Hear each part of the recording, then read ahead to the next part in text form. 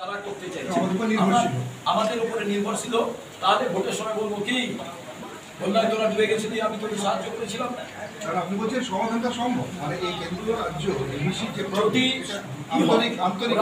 অগ্রিম বর্ষাকাল যখন আসবে অগ্রিম মাইকিং হবে, অগ্রিম ইনফরমেশন। এখানে তো যেদিনে বাঁধ ভেঙেছে সেদিনই সেই দপ্তরকে বলেছে মেরামত করো, এটা কোনোদিনই সম্ভব না। আপনাকে শুধু বলুন, আবহাওয়া দপ্তর মোটামুটি আজকাল ঠিক রিপোর্ট করে। এবার এই রিপোর্টে সঠিকভাবে মানুষের কাছে পৌঁছে দেওয়া প্রয়োজন। এখনো পর্যন্ত আমরা যত উন্নতি হই না কেন, প্রত্যেকের হাতে মোবাইল নেই, প্রত্যেকের হাতে বাড়িতে একটা রেডিও নেই, একটা টিভি নেই।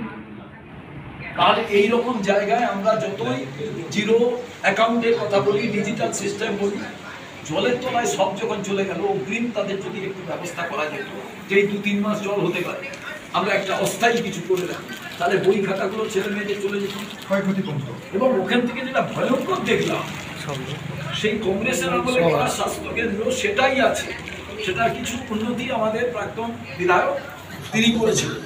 আমাদের এবার যুব কংগ্রেসের ছেলেরা ওখানে ত্রাণে যারা করেছিল, যারা ইনভলভ হয়েছিল, তারা চেষ্টা চরিত্র করে ওখানে কারুর অসুখ হলে, আজকে জানলাম বিড়ালে কামড়ে দিয়েছে, তাকে ধরে ধরে এসে তাদের কিভাবে ইঞ্জেকশন দিয়ে খাবার দিতে হচ্ছে কেন, ন্যাশনাল এইখানে টোটাল এই সময় ব্যবস্থা নেই কেন? এই প্রশ্নগুলো তো বাংলার মানুষের কাছে করবো, কিন্তু আমরা বাংলার মানুষের সরকারের কাছে করার থেকে বাংলার মানুষের কাছে করছি। কেন এদের ভোট দিচ্ছে? যে বিজেপি এবং তৃণমূলকে ভোট দিলেন, কংগ্রেসকে শূন্য করলেন, কংগ্রেসের বাচ্চা বাচ্চা ছেলেরা, যুবকরা, মেয়েরা, তারা আজকে ত্রাণের ব্যবস্থা করছে। বয়স্ক মানুষেরা তাকে লাইনে দাঁড়িয়ে ম্যানেজ করছে, তার বাড়িতে ত্রাণ কি যাবে তার ঠিক নেই, সে কিন্তু অন্যের বাড়িতে ত্রাণ পৌঁছে দিচ্ছে। এইরকম একটা জায়গায় রাজ্য সরকার চলছে, দারুণ চলছে, কেন্দ্রীয় সরকার চলছে, দারুণ চলছে, একে অপরের উপরে অভিযোগ করছে। আসলে অভিযোগ কিছু নয়, আমরা দুজনে মিলে যখন মারামারি করবো তখন অন্য লোক মারামারি ছাড়াতে ব্যস্ত থাকবে, মধ্যিখান থেকে যারা অসহায় তারা অসহায় থাকবে।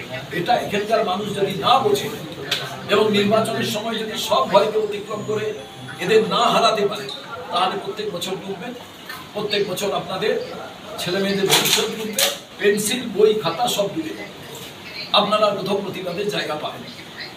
এবং যখন পেরিয়ে আসছি বলছি আমরা কি করবো, রাতের বেলা